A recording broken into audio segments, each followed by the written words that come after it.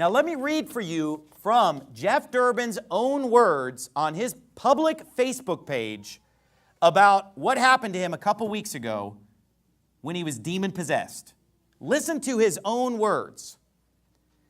I'm going to read this for you and then I'm going to comment on it. First, let me just read it for you. Happy Thanksgiving and an update after my seizure. Spoiler alert, he's not epileptic. Okay? I'm exhausted, a bit confused, and hurting all over my body.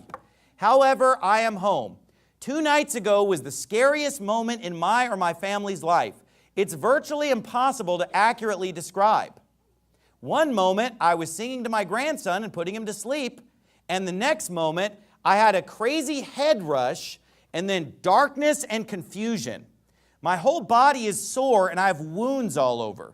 My wrists are wounded because the fire department and paramedics had to strap me down because I didn't know what was happening to me, and I was scared and trying to escape and stop them from helping me. My whole family found me and witnessed me convulsing on the floor and bleeding all over the kitchen. I didn't recognize the people I love. It's really painful to think about. Praise the Lord, my tests came back very good. The doctors have no real solid explanation, except possibly stress, overworking, or physical exhaustion. I'm trying to rest and recover right now. I'm so thankful for, and he lists a bunch of people he's thankful for. Dr. James White, I'm really thankful for, and a bunch of other people. And so many more people sacrificed so much to come around my family in this traumatic experience. Watch this. I'm thankful for my son, Sage Durbin, who kept calm and tried to encourage me even when I couldn't recognize him. I'm thankful to Kyle Pointer for finding me and notifying my family and 911. I'm grateful for my wife, Candy Durbin, who stayed with me until they released me. I can't express how confused and scared I was before I started becoming coherent at the hospital. And then he thanks a few other people. And then he says, hold your family close this Thanksgiving and be grateful for everything, including your mind. Now, stop and think about this, folks. What is he saying here? And remember, this guy is a false prophet, false teacher, scumbag of a person. And he says, oh, I had a crazy head rush and then darkness and confusion. His whole body's sore. He has wounds. And he showed a picture of his wrists where the flesh has been ripped off of his wrists. The skin is gone from his wrists where they tried to bind him. Does that sound a little familiar? Remember in the Bible, they kept trying to bind him and the bands were burst asunder. They were trying to bind him and he was ripping free of the bindings. I guess bindings have come a long way in 2,000 years though, so he wasn't able to burst them asunder. But he didn't have enough demons in him or whatever. But he's trying to rip free of the bindings, rips all the skin off his wrists. He didn't know what was happening. He was scared and trying to escape and stop them from helping me. My whole family found me and witnessed me convulsing on the floor. That's what happens when people are demon-possessed. They're on the ground writhing, tearing themselves on the ground, harming themselves, flopping around on the ground. That's what the Bible said. Darkness, confusion, doesn't know who his family is, fighting off the paramedics, fighting off everyone, doesn't know who they are. My whole family found me and witnessed me convulsing on the floor. I didn't recognize the people I love. The doctors have no real solid explanation. He went in, they tested him at the hospital. Everything's fine. He's not epileptic. But yet people have reported this as, oh, Jeff Durbin suffered an epileptic seizure. That's not what an epileptic seizure is like. I've seen people who've had epileptic seizures in my presence. I've known people that were epileptic. That's not what's being described here, friends.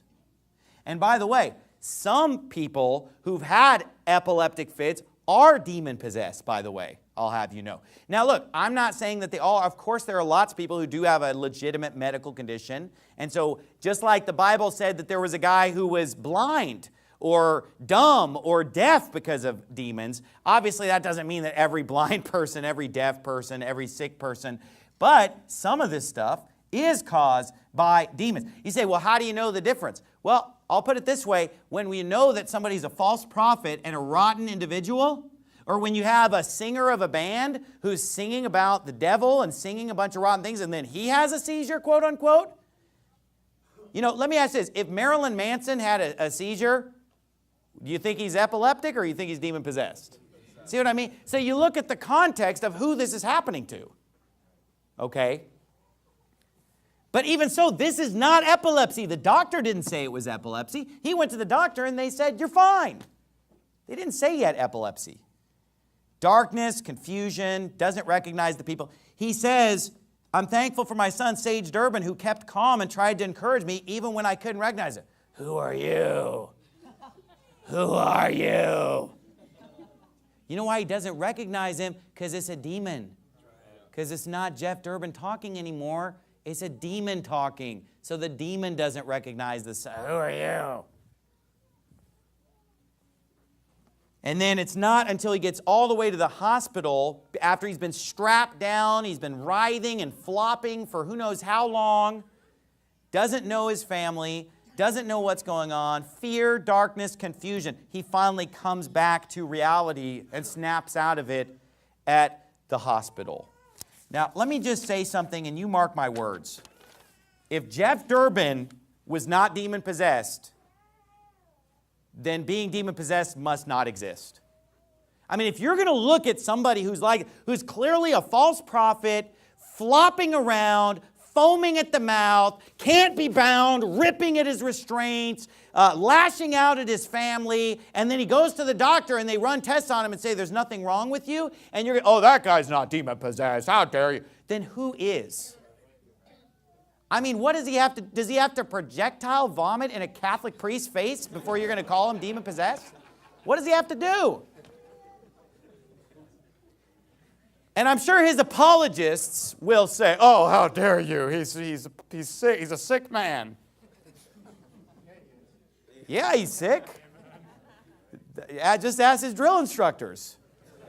Just ask his Marine Corps company. Yeah, he's a sick man.